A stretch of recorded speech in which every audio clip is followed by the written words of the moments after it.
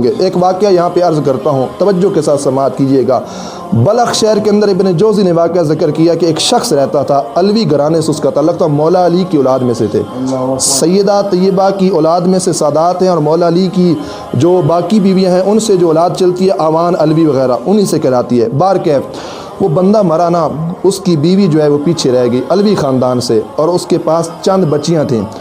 وہ کہتی ہیں کہ ہم جو ہے نا سمرقند کے علاقے کے اندر ہجرت ہم نے کی، وہاں پر چلے گئے۔ عورت کہتی ہے میں کافی غریب تھی، بچیاں میرے پاس تھیں، علوی خاندان سے اس عورت کا تعلق ہے۔ کہتی ہیں کہ میں نے بچیوں کو مسجد کے اندر بٹھایا،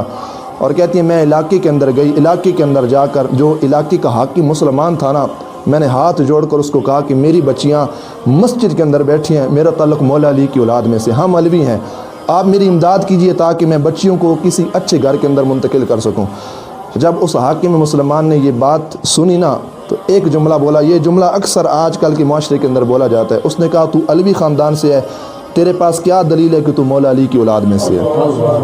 اور یہ اکثر ہوتا ہے کہ آج سادات سے یہ پوچھا جاتا ہے بچاؤ تمہارا شجرہ کیا ہے۔ ایک شخص مجھ سے پوچھنے لگا، میں نے اس کو ایک ہی بات کی، میں نے کہا ٹھیک ہے آپ مجھ سے ضرور پوچھیں، سادات سے ضرور پوچھا کریں آپ کس خاندان سے، کس امام سے تعلق رکھتے ہیں، لیکن ایک بات ضرور ذہن کے اندر رکھا کریں، قیامت کے دن اگر سرکار نے اس سے پوچھ لیا کہ بتا تو اپنا شجرہ ثابت کر، کیا جواب ہوگا سرکار کی بارگاہ کے اندر؟ وہ عورت کہتی ہے جب حاکم مسلمان نے یہ کہا نا کہ اگر تو علی کی اولاد میں سے ہے، علوی خاندان سے ہے تو بتا دلیل دے۔ عورت کہتی ہے میرے پاس شجرہ موجود نہیں تھا، دلیل نہیں دی۔ کہتی ہے وہاں سے روتی روتی واپس آئی، مسجد کے اندر آئی، بچیاں رو رہی تھیں، کہتی پھر گئی، علاقے کا جو محافظ حفاظت کرنے والا چوکیدار تھا نا وہ مجوسی گھرانے سے تعلق رکھتے تھا، مسلمان نہیں تھا، ایمان والا نہیں تھا، علوی خاندان کی عورت کہتی ہے میں مجوسی کے پاس گئی اور اس کو ایک جملہ کیا کہ میں مولا علی کی اولاد میں سے ہوں، آپ مہربانی کیجئے ہماری کچھ مدد کیجئے۔ مجوسی تھا شخص، لیکن اس نے کیا کہا؟ اس نے کہا میرے گھر چلی جاؤ، وہاں سے چادریں لے کر آؤ، خود بھی چادر کرو، اپنی نابالغ بچیوں کو چادر کراؤ، تمہارا تعلق علی کی اولاد سے ہے، عزت کے ساتھ تم جو ہے اس گھر کے اندر منتقل ہو جاؤ۔ عورت کہتی ہے کہ وہاں سے چادریں ہم نے لی، وہاں سے ہم جیسے منتقل ہوئی نا، وہ حاکم مسلمان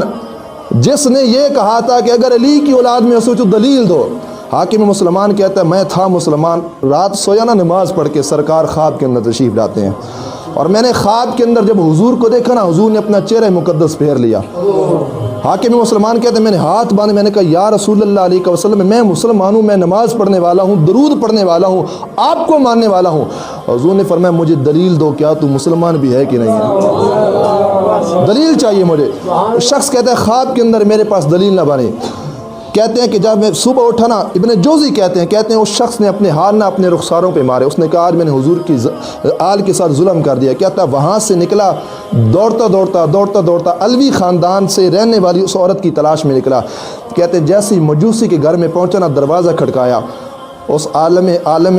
حاکم مسلمان نے ایک جملہ کہا، فرمایا ساری دنیا لے لو، حضور کی آل کی وہ عورت میرے حوالے کر دو، ساری دنیا کا مال لے لو، اس عورت کو میرے حوالے کر دو، میں عزت کے ساتھ اس عورت کو مکان دینا چاہتا ہوں۔ مجوسی نے ایک بات میں ختم کر دی، مجوسی نے کہا ہم مجوسی ضرور ہیں، لیکن جب سے علوی خاندان سے تعلق رکھنے والی عورت ہمارے گھر اس نے اپنا ایک قدم رکھا نا، مجوسی کہنے لگا اس نے ہمارے گھر کو روشن نہیں کیا بلکہ اب اس نے ہمارے دلوں کو روشن فرما دیا۔ اور اگلا جملہ آپ سنیں گے مزہ آئے گا، آپ کو لطف آئے گا۔ مجوسی نے کہا کہ جب میں رات سویا نا تو سرکار مجھے خواب میں ملے، سرکار نے کہا مجوسی مبارک ہو، تو نے علی کی اولاد میں سے ایک عورت کو اپنے گھر میں پناہ دی ہے۔ فرمایا مجوسی جو تمہارے گھر کا حصہ ہے نا، اب وہ زمین نہیں رہی، اللہ نے اس ٹکڑے کو جنت کا باغ بنا دیا۔ یارو ایک بات مجھے بتائیں، مجوسی گھرانہ ہے جہاں سارا سال ساری زندگی شرک ہوتا رہا، گناہ ہوتا رہا، اگر اس مقدس مقام پر، اس مکان پر علوی خاندان کی ایک عورت اپنا ایک قدم لگائیں وہ جنت کا باغ بن سکتی ہے۔ قربان جائیں مدینہ کی وہ گلیاں جہاں پہ حسنین کریمین نے اپنے قدمین لگائے، اور وہ گلیاں جن کے بارے سرکار کہتے ہیں کہ مدینہ کی راہوں میں رب کی رحمت کے فرشتے کھڑے ہو کے مدینہ والوں کی حفاظت فرماتے ہیں، جہاں پہ امام حسن اور حسین نے ساری زندگی اپنے قدمین لگائے، بتاؤ یارو وہ جنت کے باغ کیسے نہیں بن سکتے؟ اور سرکار جب مدینہ کی گلیوں سے نکلے نا، ایک بچے کو سرکار نے دیکھا جو زمین پہ بیٹھا کھیل رہا تھا، صحابہ کہتے ہیں سرکار نے اس بچے کو اٹھایا اور سرکار نہ اٹھا کے اس کو چومنے لگ گئے. صحابہ کہتے ہیں ہم نے کہا یا رسول اللہ علیہ وسلم آپ اس بچے کو چوم رہے ہیں, اس بچے کے ساتھ آپ کا کیا تعلق ہے؟ سرکار کہتے ہیں اس بچے کے ساتھ میرا نسبی تعلق نہیں ہے, خونی تعلق نہیں ہے, لیکن حضور کہتے ہیں جس گلیوں سے یہ بچہ کھیلتا ہے نا, اس گلیوں سے میرے حسین گزرتے ہیں, اس گلیوں سے میرے حسن گزرتے ہیں. اور یہ بچہ جب امام حسنین کریمین گزرتے ہیں نا, ان کے قدمین کے ساتھ لگنے والی مٹی کو اٹھا کر اپنی آنکھوں سے لگاتا ہے, اور حضور کہتے ہیں میں اس سے کیوں نہ پیار کروں جو میرے حسین سے پیار کرنے والا ہے.